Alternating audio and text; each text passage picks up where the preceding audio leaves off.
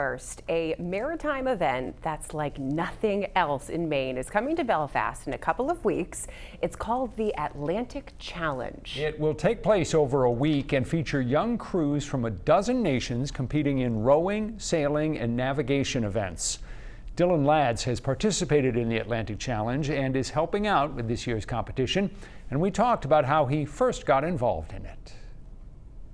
I was learning to sail in Boston, and a friend of my roommate told me about this program, and I looked it up online, and I saw these boats and they were just gorgeous. And I had rowed in the past, but I had just started learning how to sail, and these boats combine those two things. Let's talk about the boats, because people in Maine know about vessels along the coast, but they aren't familiar with these kinds of vessels. They're called gigs, right?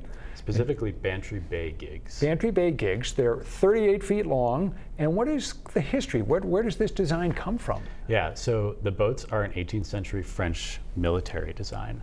And they are named after a bay in Ireland, strangely enough.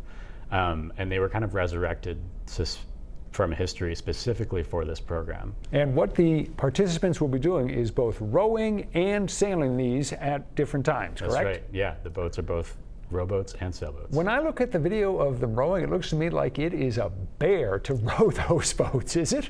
It can be, but if you lock in a crew of 10 people rowing together, it gets a lot easier. And we also have incorporated a lot of music and singing into our rowing, which is really fun and makes the time go a little faster when you're really digging in. Well, what this event is all about, and part of what gives it its character, is that you've got people from around the world who are going to be participating, and they're following these old maritime traditions. This is not high-tech stuff, and one of the really important parts of it also is that they get to know each other. So it really is a way to build bridges among people from different communities and different countries, right? Yeah, that is really the spirit of the entire organization. And one thing that I'm really excited about this year is that in addition to Team USA, which is I'm one of the trainers for the USA team this year, we are also facilitating an international team where folks from different countries are all coming who may not have a full team in their country.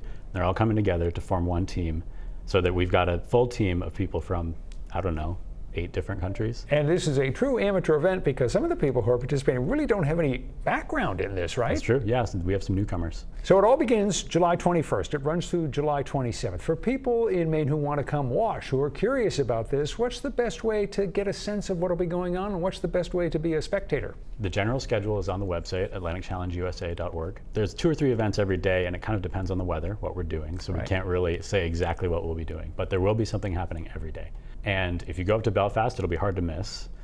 Our boats will be in the harbor, you'll see the sails up, and there will be a handful of spectator boats that will be willing to have people out. If we're out sailing or rowing, doing races, you can go on a different boat and watch us. What is the spirit like? What is the atmosphere like for the people who are participating? It's definitely a very strong feeling of building community and, like you said, kind of crossing borders and mixing cultures and sharing experiences. And it's nice because it's young people, so they, for a lot of them, this is the first time they've ever been involved in anything like this. Maybe the first time they've been around people from different countries.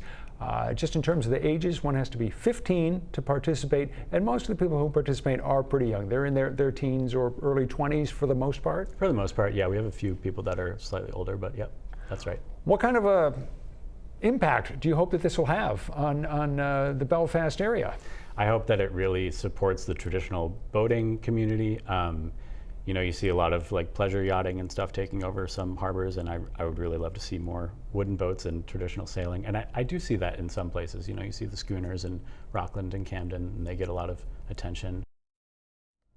It's always fun, anything pretty much that has to do with wooden boats powered by either sail or by strong backs. It's fun to watch. It's maybe not so fun for the people who are pulling out of the oar. That's what and as you see them trying to raise the sail up, that is tough work to do that. Well, I was struck by the rowing because, as you saw, the oars are really long. Yes. And the seats don't slide, so this is not like the sport of cruise. So you're really, it's putting a strain on your back. There's a reason why the people who are doing this tend to be in their teens and in their early 20s. You don't see a lot of 60-year-olds out there doing that. No, but it is interesting to know that there are so many newcomers and so many people who have never done this before that are trying to get involved, because It is a sport, right? To It be is a out there. competition. It is a competition. But it's not technical like with football where you've got to run and catch the ball. You're sitting there, you kind of find your groove. So I can see why people would want to try it out. It's neat. People are doing it for the first time ever, and some of them really don't have any experience around boats, all of which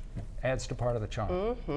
So the Atlantic Challenge, as we said, will take place in Belfast. It runs from July 21st through the 28th. The public is invited to attend, and there will be lots of events that people can take part in, including special activities for the kiddos. You'll find more information in the 207 section of our website and our app.